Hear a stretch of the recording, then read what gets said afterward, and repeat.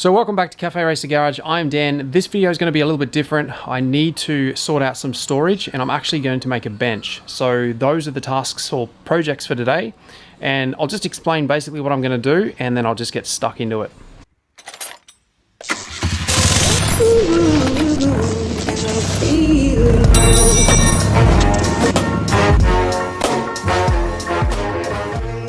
If you're anything like me, you have a limited amount of space to work on anything you're trying to do in your workshop or garage, but you do need a workbench. So what I've done is I've come up with a solution which I think you'll find kind of handy.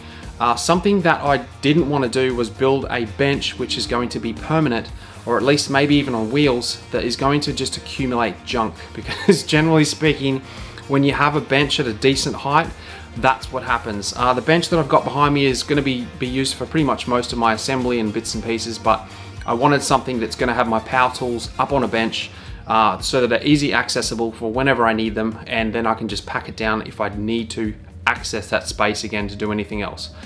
So let's get into it. All this timber here that I use for various projects, there's little plates of steel behind it as well. That stuff is handy, so I don't really want to get rid of it. So I need to build a bench on that wall to provide an area for me to work on, but also place some tools that I'm going to use regularly. Like for instance, this saw here will be really handy to have pretty much set up all the time rather than having to store it away in a shelf and then bring it out every time I need it. I've got a drill press there which will probably go on that bench as well. Like I said, the bench they won't be bolted down, they'll just be sort of placed on there as I need them, and they'll stay there majority of the time. Also, this guy here, I'll probably leave this up on the bench. That's the bench vise. And these L brackets here I purchased just this morning actually, to make a rack to store all of my steel offcuts. These are just, I guess, bits and pieces that I'm going to be using over time, and I used to have them stored, you probably would remember, all up here on that wall in that corner. So now I'm going to make a steel rack, probably 3 steel racks with those brackets that I just showed you, just to pretty much, I guess, shelving to put these on. I'll probably put like the flat bar on one shelf, the round bar, and maybe the angle and all the square tubing RHS I'll probably put on another. This steel here has just arrived. The truck just dropped that off for me, and that's to pretty much make a bench which is going to be able to be swung up. It's going to be a bench that comes out probably about 700 mil and maybe, I guess, 300 mil up. And there's going to be a plate, one of these steel 50 by 50 RHSs going all the way across there, bolted into the studs. And then the idea of it is so that it swings up and it'll clear the racks that are up here, because the racks are going to sit out about 300, and this thing will just basically swing up and be like in that position. And then on the underside of that, it'll have legs that it's really kind of hard to explain with my hand, but all will be revealed when I start building it. So that's what I'm doing, that's what I'm working on. I've just in the middle of changing the blade out on this guy, so let's get that done, start making some cuts, and I've made my cut list. So that's the first thing I had to do, figure out what I needed to cut. Now I've got the steel, change the blade, let's get stuck into it.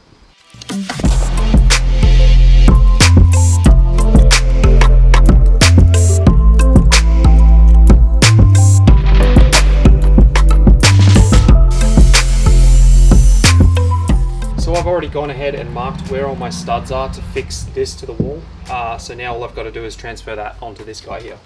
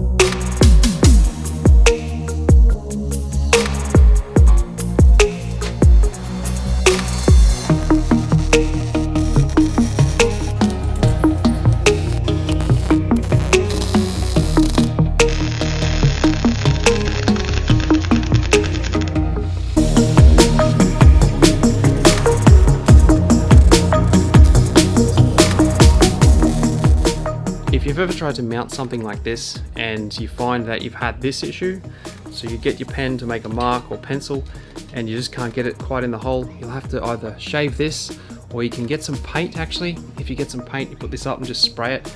But if it's something that you don't really want to destroy because you want to get paint on it, then you're kind of stuck. So that's where this guy comes in. I'll leave a link in the description to this guy. Basically what it is it's just a really cool pen with a really thin end on it. And it will just go straight through like that. Obviously, if it's going to be something that's thicker than this, then obviously you may have some issues, but this thing has come in so handy for just various projects, just like this one here. Just thought I'd mention it in case you want to grab yourself one.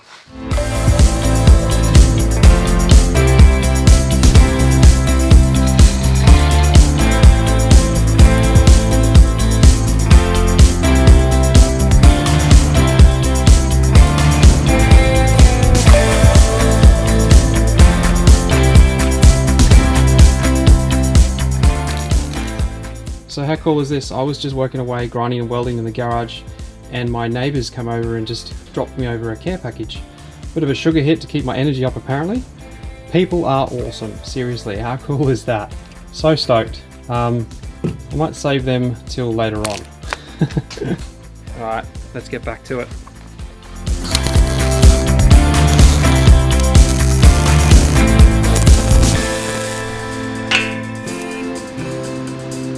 Now for the moment of truth. Let's see if it works.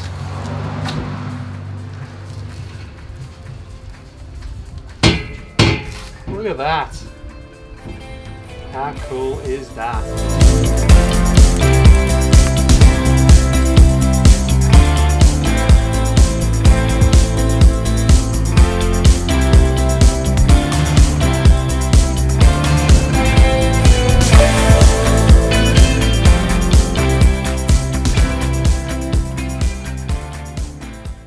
Well, that definitely looks much neater than what it was stacked up on the side, and it gives me the ability to now have a bench that I can pretty much fold up. That is awesome. One thing that I still need to figure out is where I'm going to put these little guys here. These ones are pretty much the leftover offcuts and obviously some practice welding to try and get the settings right. But these guys are sometimes the handiest things to keep, so you just never throw offcuts, or I never throw offcuts like this out, because they're the ones you go to first if you're trying to just, you just need a little bit for something on one of the bikes.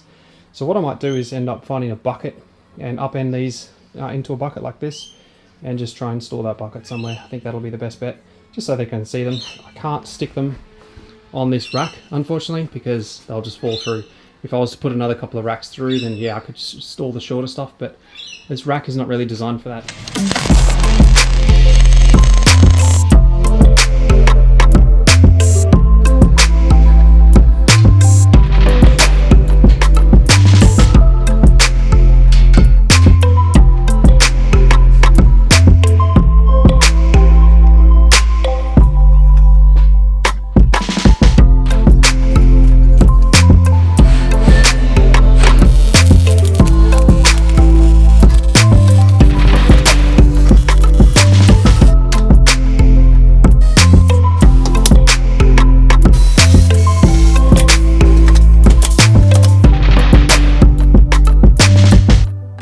So the bench top is now on. What I went with was a zinc aluminum.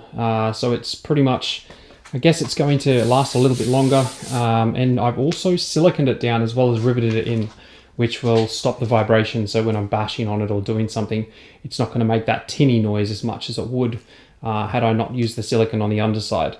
If I ever want to replace this or change it or take it off, I can always just get a Stanley knife and cut the silicone and then drill out the rivets and then replace it with either a bigger piece or a stronger piece or a new piece, whatever it is. So didn't really want to weld it down for that particular reason. As you'll see along here, there's a bit of a gap. That wasn't intentional. I obviously made a mistake when I was doing the measurements. In fact, I wasn't even going to roll the edges. I was just going to have a flat piece going across. But the guys where I got this from had the ability to obviously fold the edges, so I decided to go with that, and then didn't take into consideration the little gap here. So I've just stitched it with a welder just to keep it nice and secure, And now what I'll do is I'll get some masking tape on the underside and just stick it along and run a bead of grey silicone all the way through there and smooth it off so it's nice and neat. This is just a little makeshift bolt that I put in. All I need to do is pull that bolt out, and the angle, which goes all the way across the back there, and it's got a hinge point here so the whole thing can come out. I could even bring it out and then put a leg on that back corner, and I could actually use it in any orientation out here if I wanted to, as long as I had something secure on that back corner for the leg. But the idea of it is just to bring it out to put all this timber behind it and then, you know, pretty much put it back again. It's the only reason I did that. So I do understand that this isn't actually a motorcycle building video, but in order for me to bring you better videos, I need to get organized. I need to have a better flow in this garage. And one of the things that was very frustrating for me was having to, every time I needed a tool, to set it up on a bench. And having that, I thought I'd build that and share the process instead of actually building it and then you guys missing out on a video for the next one that comes out. I thought I'd just show you how to do it in case you've got the same limiting space in your garage, and now you can work out how to do something like that if that's something that you want to do.